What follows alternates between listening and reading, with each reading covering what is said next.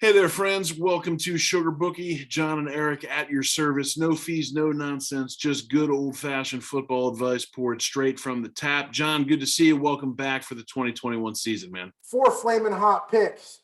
3 days till Sunday. Two guys talking about football. One reason to do it, and here we go. Tennessee laying 3 versus Arizona this week. I like the Titans here, man. The offense is really strong.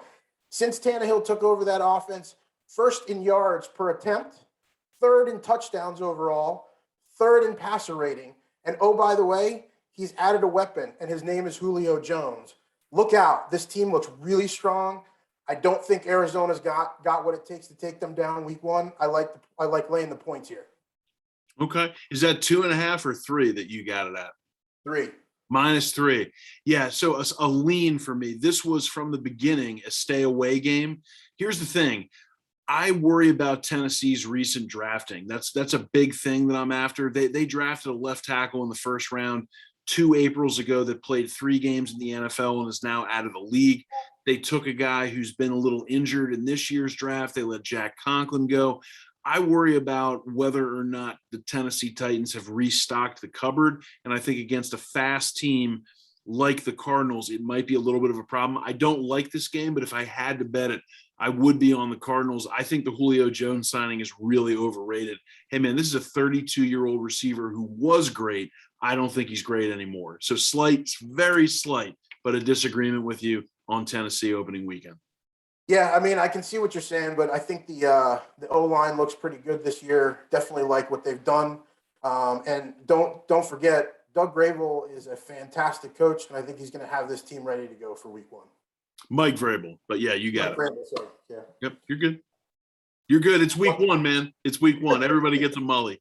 Hey, man, listen, I fumbled that one. It's okay. There you go. Well, I'm all ears. Pick number 2. Oh, wait, was Tennessee your best bet, or you said bet for 4? Tennessee was best bet. Best bet. I like it. Okay. I don't want to lay a field goal against Kyler Murray. It basically comes down to that. Got it. Yeah, completely understandable. LA Chargers getting a 1.5 at Washington here, getting them shoring up that O-line and getting Corey Lindsley and drafting Rashawn Slater in the first round this year really solidifies that O-line for me. And then you want to talk about some weapons. I mean, Keenan Allen's one of the best receivers in the league. Great receiver, always puts up points, always a big target. Good guy to have there for a young quarterback. Mike Williams is a jump ball expert. Throw it up, he'll catch it. I love it. And then, a healthy Austin Eckler. I mean, you're looking at a solid offense. I know Washington's defense is absolutely stout. They have one of the best defenses in the league. I just don't think they can score. And, if the Chargers put up 10 points in this game, they might win it. I don't know if Washington can score. We'll see. Fitzmagic is fantastic. He seems to come through in crazy situations, but he always has to have his back against the wall. And with a team like the Chargers, if they find a seam, they're going to blow it open. So I look for the Chargers to take this game for sure. Interesting. Big disagreement with you here, John. Actually, one of my official picks is Washington. Now, I made that one. It was +1.5. I know it's only -1 now, but that does kind of factor in. It just comes down to the defense. Justin Herbert is great. I think we're going to see a little bit of a regression. He had one of the best rookie seasons in NFL history. So logic would dictate he's going to come back down to earth just a little bit. Don't forget, rookie head coach. And I agree with you with what you said about Rashawn Slater, who I think is going to turn into one of the sneaky best players out of last year's draft. I like them taking him. Great value where they did. But don't forget, this is a revamped offensive line. It's going to take 2, 3, 6 weeks for them to really gel and start to come together. Also, 10 a.m. body time for the Chargers for a 1 p.m. start in D.C. I think there are a lot of factors to play right into D.C.'s hands. I realize there's a lot of money behind Justin Herbert with what you just said, and I'm fading that. I think Herbert's going to be a fantastic quarterback for at least the next decade, but I think this is a bad spot for the Chargers. Again, new head coach, new offensive line, including a new center, new right tackle. I think it takes a little bit of time. And you say low scoring game. Yeah, that's actually why I liked catching the 1.5 with Washington. Now that they're laying -1, we're recording this Thursday night. Now that they're laying it, I might actually get off this if that creeps up to 2 or 2.5. But for now, I'm going to stick with Washington -1. I think they win this football game. Fitzpatrick is a better player than he's been given credit for. And I'll say this, if Fitzpatrick had been the Miami Dolphins starting quarterback a year ago, they would have made the playoffs. But they put Tua in, Tua blew a few games, so they missed out. Fitzpatrick's a little underrated. I know a journeyman, but a little bit underrated. So big disagreement with that pick there. Sometimes you got to go with the gut a little bit. Sometimes you got to go with the gut, man. Yes, you do. The gut says Chargers, so I'm going with it. I mean, only if you want to win, but yeah, exactly. Minnesota laying 3, visiting the Cincinnati Bengals this week. Hey man, I'm on the long ship. Vikings are probably one of the most balanced teams I think we have in the NFL. They're not going to blow your doors off on offense. They're not going to shut you down on defense, but they're going to be a team that's going to be able to, scrap, and they can fight and they can claw. They got some guys on defense. They got some guys on offense. They can make some things happen. And, they do go only as far as Kirk Cousins takes them. Every now and again, Kirk Cousins finds something. The guy's an 8-8 quarterback. So if in a season where you have 17 games you have to do, he can get you 8-8. You need some playmakers to give you a couple more. I like the Vikings in this game. And for one reason and one reason only, I've said a lot already. I don't trust the Bengals, and I don't trust the Bengals at home. Mm-hmm. I think the Bengals are going to be one of the worst teams in the NFL. I have them winning anywhere about 3 or 4 games. So agreement with you. The Vikings were in the consideration set of my flaming 4, but they didn't quite get in there. But I agree with you. And especially if this number is at -3 as opposed to -3.5. At -3.5, I get a little bit more nervous. Big thing with the Vikings last year, they lost a lot of guys to opt-outs and a lot of guys to injury. They have revamped their defense more or less top to bottom, and I trust Mike Zimmer to bring that back. I'm never going to like Kirk Cousins. I don't think he's a Super Bowl quarterback, and I don't think the Vikings are going to win a Super Bowl as long as he's their starter, but he's competent. He's not going to lose you games. The return of Anthony Barr, the return of all of these big-time defensive players that they were missing last year, I think they come out strong. They dominate this game. I like them to win by about 10, but again, not a strong enough feeling to say that I can do it, because I could see it being a really close one, a real ground and pound. Also, don't forget Dalvin Cook, man. That guy, I know Christian McCaffrey gets all the fantasy love, but this Dalvin Cook, man, he is sensational. You hit it right on the head with Kirk Cousins. Dalvin Cook, yeah, he's a beast. I mean, the guy's awesome. You're right about Zimmer. You got to trust him as a head coach. He's proven it. Guy's a stud. I don't think that you're right. I don't think that they're going to be a Super Bowl contender, but they're going to mess some people's seasons up, and they might make some damage if they get to the playoffs. So it's well said. Well said, John. Yep. You don't want them to have a home game. Don't want them to have a home game, so you got to knock them off there. So I think that division is going to be interesting. It's going to be fun to watch because Agreed. Yeah, no, I have my best bet on the board is the Cincinnati Bengals to finish 4th in the AFC North between Baltimore, Pittsburgh, and Cleveland. I don't see any way, even with quarterback injuries, that Cincy doesn't finish in 4th place. This would be one of those instances where they might be able actually to get this win. But I've been critical of Cincinnati, and I'm going to be critical of them here as far as their drafting goes. Taking Jamar Chase over Penei Sewell. This is in my other video regarding my unders for season win totals. I'm crapping all over the Bengals this year, man. I think they're a bad team. I agree with you that they start out a little flustered because I think Joe Burrow's a little worried about his injury. Brady had that. He said, yeah, everybody stay away from my knees. You play a little bit nervous when you got your legs rolled up on last year. I think that is a major factor early in the year. And the Bengals' big wins, and the Bengals' winnable games is what I meant to say, are early in the year. Their late schedule is absolutely brutal. But I agree with you that the Bengals come out really flat. I think they might get thumped here. So agreement with you on Minnesota. Also in conference, or not in conference, in division, they're going to get thumped. They're going to get thumped. Those teams are good. You're talking about 3 teams that could potentially not only make the playoffs, could be Super Bowl teams. I think Cleveland and Baltimore could win the bowl. I don't think Pittsburgh is there, but stranger things have happened. But I think Pittsburgh is going to be a tough out and could be a playoff team. Now, big agreement there, John. Absolutely. Well, hey man, like it was like we planned it, but you lead me right into my next game here. I've got Pittsburgh getting 6.5 at Buffalo. Big Ben is ready and he's poised to come back and show everybody what his old large body can do. The dude can take a beating. For some reason, he's still able to get away from people, even though he's a monster. Yep. He's got some hungry wide receivers. You've got a team out there that is just waiting to prove. You got a head coach that's waiting to prove that we can hang with the big dogs. And let me tell you what, big statement game going to Buffalo week 1. They got to make a statement. I think they've been looking at this since the schedule got posted as like this needs to be a win. If they're going to be considered as a team that needs to be recognized as a potential wild card team or division winner, they need to go into Buffalo and make a statement. And I believe they will do that on Sunday. John, biggest agreement of the week. Pittsburgh is actually my second favorite pick of the week. It just missed my best bet. I think this could be an upset. No joke. Let's not forget, a year ago, Pittsburgh was the last team to lose a game. I think going in, it was either week 11, 12, or 13. They hadn't lost a single game up until that point. And now they're getting almost a touchdown. I know Buffalo is solid, but you got to think there's going to be a little bit of a letdown after a loss in the AFC Championship game. I think this line above any other line this week is wrong. This should be Buffalo -4, getting 2.5 to 3 points of value there, depending on what spread you're looking at, 6.5 or 7. Tremendous value on Pittsburgh here. I wouldn't be surprised if they upset, but I do not think Buffalo is going to pull off any more than a field goal win.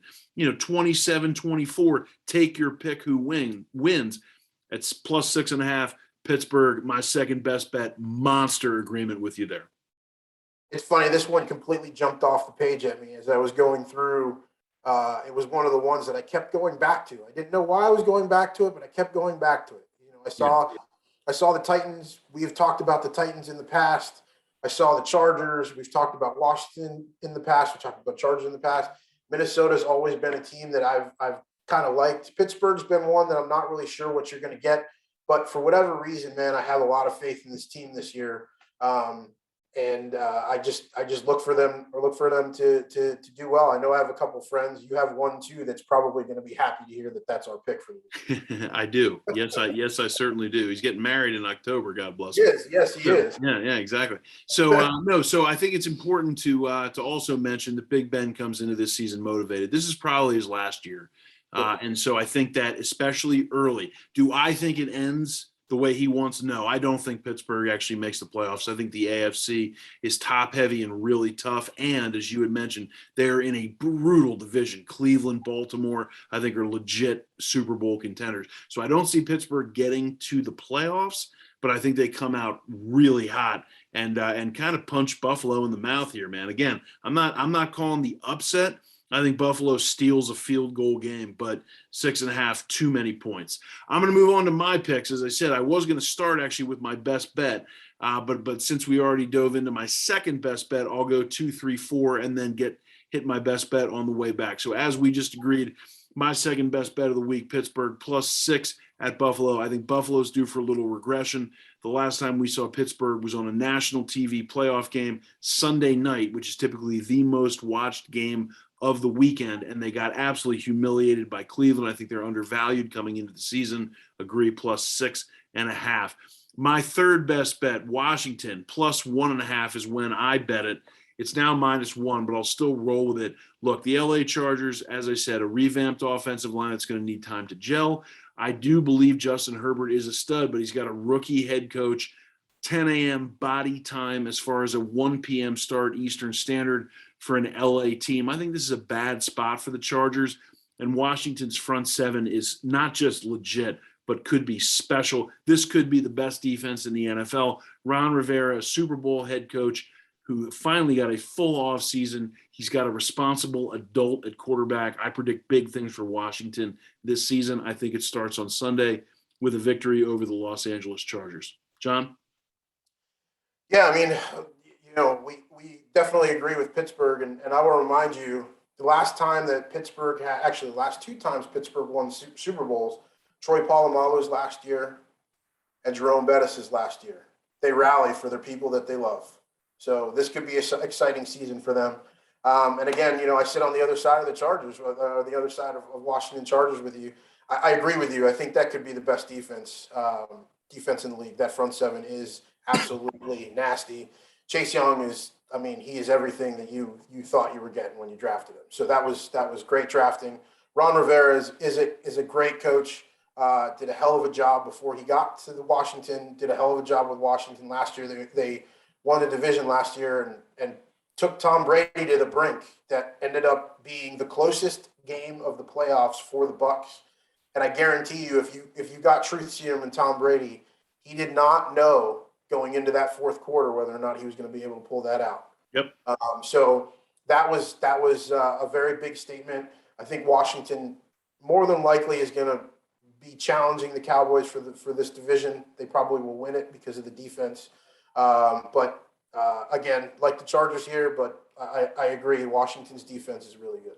John, and John, you brought up a point that I neglected to mention, which was Tampa Bay played 4 playoff games last year to win a Super Bowl, and only one of those teams actually gave them a game. That was Washington, granted at home, but that is how good this front seven is even that team on their way gelling to win a Super Bowl. That was a close game, really close. Washington covered, I think it was 8.5. They lost by 8. It's a 1-score game. That's big props to Ron Rivera, especially no offseason. Guy had cancer last season and was able to do that. I predict, again, big things with Washington. The New England Patriots hosting the Miami Dolphins. I love me some New England -2.5. I like it a hell of a lot better at -2.5 than I do at -3. I think New England had kind of a gimme season, a mulligan season last year. They let go of Cam Newton. They brought in a game manager with Mac Jones, who's used to playing around big-time prospects at Alabama. The Patriots, now they don't have any big-time quarterbacks on their books. They paid a fortune in free agency in the offseason. They brought in some monsters, including Matt Judon from the Baltimore Ravens. I think New England could have, again, my last pick, Washington, great defense. I think it comes down to Washington or New England for the best defense overall in the NFL this year. And yes, I know Tampa Bay and Chicago are out there. Same with the LA Rams. I think these are the 2 elite defenses this year. I don't trust Tua. I know that the Miami Dolphins are a well-coached, good roster, but I think Tua Tagovailoa, who, by the way, has yet to play a road game in the playoffs, like your buddy and Justin Herbert, these guys have yet to play a road game in the NFL with a crowd in the stands. I think that factors in. New England's a tough place to play. I think it'll be on fire for this game. I like New England to win this by 7 to 10 points. I'm going to lay the -2.5 New England Patriots over the Miami Dolphins. Erik, I couldn't agree with you more. New England, they were missing some pieces last year. COVID was tough. They lost one of their best defensive players. Cam Newton was an absolute disaster last year. And I think that bringing in the quarterback that can manage the game a little bit with that offense and that head coach, look for the Patriots to do a little damage this year. If it were 3, I'd probably stay away from the game, but 2.5 is definitely manageable. Yep. And I absolutely cannot trust Tua. I made some comments last year. I rallied around him a little bit. I've lost faith in him, and I think pretty soon the Dolphins brass might as well. Between the Deshaun Watson trade rumors and the fact that Tua was actually not named a captain, I believe he's the only quarterback in the NFL for teams that anoint captains for the entire season as opposed to week.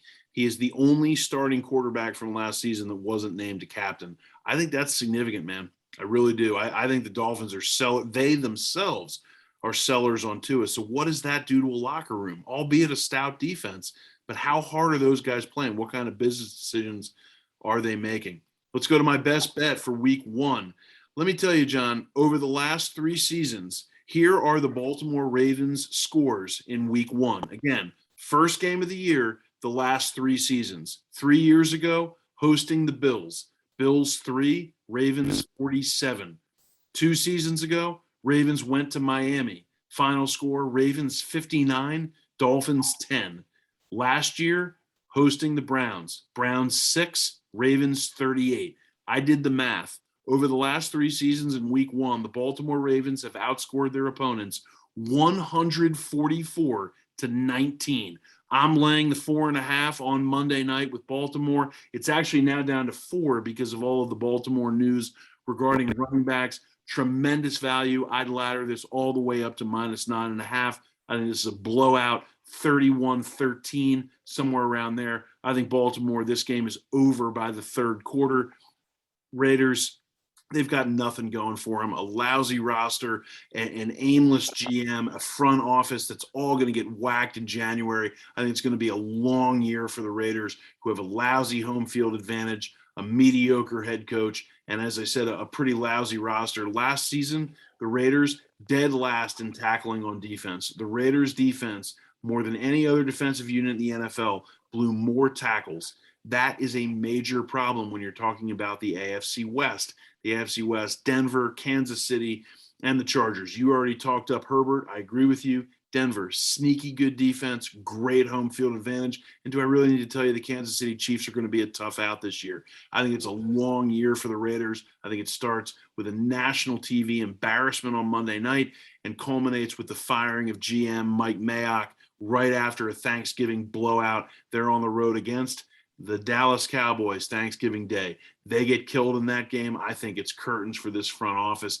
I think it starts right away. Baltimore -4, -4.5. And again, I'd lay it all the way up to -9.5. I think this game gets ugly in the third quarter and the Ravens run away with it. John? Well, first I was going to ask you, who are the Kansas City Chiefs? Do we know who they are yet? Have we figured them out yet? No, they're a good team. That's what it is.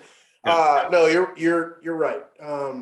Some questions on defense, though. Some questions on defense with Kansas City. That's the knock on them, man. They're D. I mean, Frank Clark, a first-round pick, a monster, signing the contract, and he's been underwhelming. The Chiefs have overpaid a lot of guys on defense, man. So they still figure it out, though. Yes, they did. Still figure it out. I mean, like you can say what you want about them. It's AFC championship, possible Super Bowl. I mean, they went back-to-back years to the Super Bowl. I mean, it's like the team is good. It's got a great quarterback. They've got a hodgepodge of running backs. Their defense is nasty. Hodgepodge. I like it. But hey, man, listen. We're not talking about the Chiefs here. We're talking about the Ravens, and I think Baltimore's got a squad. I know people get a little bit down on Lamar Jackson, but dude, what he can do with his legs, man. And the thing is early. In the first quarter what kind of game it's going to be. If they load the box and they're able to slow him down, okay, you might be able to figure out a way to win that game. With their running backs being depleted as they are right now, I mean, I know they just lost another one. But here's the thing, man. I mean, how many times have we entered in a season and went, oh, the Dallas Cowboys don't have a running back, and then here comes DeMarco Murray who destroys the league. So it's like how many times does that happen? There's a guy out there that we don't know that's going to come up and have a fantastic season. No one knew who James Conner was a couple years ago, and Le'Veon Bell went down or decided that he didn't want to play, and here comes this guy who carries the ball and not only does a better job than he does, but almost gets himself an MVP. Wow, come on. So it's like, don't count this team out because of their running game. They've got weapons on the outside. They have a great tight end. They have a quarterback that if he can move around a little bit, he can get the ball out. He's not ashamed about being a mobile quarterback. He's not one of those guys that's like, oh, I want to be a pocket passer. No, he knows he needs to run, and he runs for his life because he stands back in the pocket for too long. But guess what? When the play gets broken, that's when he's a genius. So it's like, let him do his thing and see what happens. And, Baltimore is always one of my teams that I'm just like, that's got to be a playoff contending team unless they show that they cannot do it. It's the reason that I fade Detroit and Cincinnati. It's the reason that you beat. I mean, man, you just look. It doesn't hurt them if you bet they're under. And when you look at certain teams like Baltimore and like Pittsburgh and even New England, they're always bouncing back. They're always going to be solid. So I agree with you. Some of these running back concerns are legit, but I don't think they're cause for a serious issue. I agree with you, man, 100%. So I'm glad we're on the same page there. We had the one agreement, right? We had the Steelers. That's right. Yeah. Steelers the agreement. Yeah. And then, the rest of your picks are just trash. So we're fine. Well, the disagreement on Washington and the Chargers. And then, as I said, Tennessee, huh? I'm surprised. I'm not saying I think they're going to lose. I'm just saying that was a game I was like, no, I don't want any part of this. And that's why when I made that pick and I made it my best bet, I was like, this is going to fire up the boss and it's going to be great. I'm going to love every minute of it. John, it's great to have you back for 2021. This is going to be a lot of fun. Hey, let's go make our pals some money, man. Love it. Let's do it. Let's do it, buddy. Have a great night. Good luck week 1 and more to come next week, my friend. Thanks, man. More to come. And everybody, thank you so much for tuning in. And for John, wow, I did it again. So for Erik, this is John, and we will see you next week. See you guys. This has been Sugar Boogie. Good night.